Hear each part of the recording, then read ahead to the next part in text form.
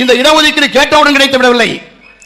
இதற்கு 80 வன்னியர் சங்கம் ஆரம்பித்து 87 வரைக்கும் போராடி ஐயாவின் கால்படாத கிராமம் கிடையாது. இரவு பகல் என்று பாராமல் ஓயாமல் ஓடி ஓடி உழைத்து தந்தை பெரியாருக்கு பிறகு அனைத்து கிராமங்களுக்கு சென்று தனது பேச்சாற்றலின் மூலமாக இந்த சமூகத்தை ஒன்று கூட்டியவர் நமது ஐயா அவர்கள். 87 சாலை மறியல் அறிவித்தோம். அன்றைக்கு இருந்த அரசு அண்ணா திராவிட முன்னேற்ற கழக அரசு காட்டுமிராண்டித்தனமாக துப்பாக்கிச் சூட்டை நடத்தினார்கள். அந்த சாலை மறியல் வெற்றி பெறக்கூடாது என்று கலைஞர் அவர்கள் 30 விழாவை நடத்தினார். ஒரே நாளில் 21 சொந்தங்கள் சுட்டுக் கொல்லப்பட்டார்கள்.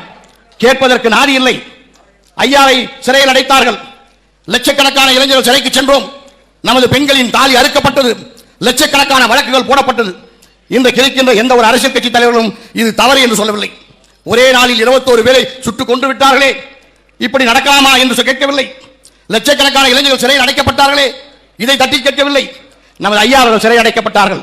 அவரை விடுதலை செய்ய வேண்டும் என்று யாரும் சொல்லவில்லை. நாம் என்ன கேட்டோம்? இந்த சமுதாயத்தின் பிள்ளைகள் படிக்க வேண்டும், படித்த இளைஞர்கள் வேலைக்கு செல்ல வேண்டும், அனைத்து சமூகத்திற்கும் இடஒதுக்கீடு வேண்டும், தாழ்த்தப்பட்ட மக்களுக்கும் 20% உயர்த்தி கொடு என்று கேட்டார் ஐயா அவர்கள். இதை தான் கேட்டோம், வேறு ஒன்றும் கேட்கவில்லை.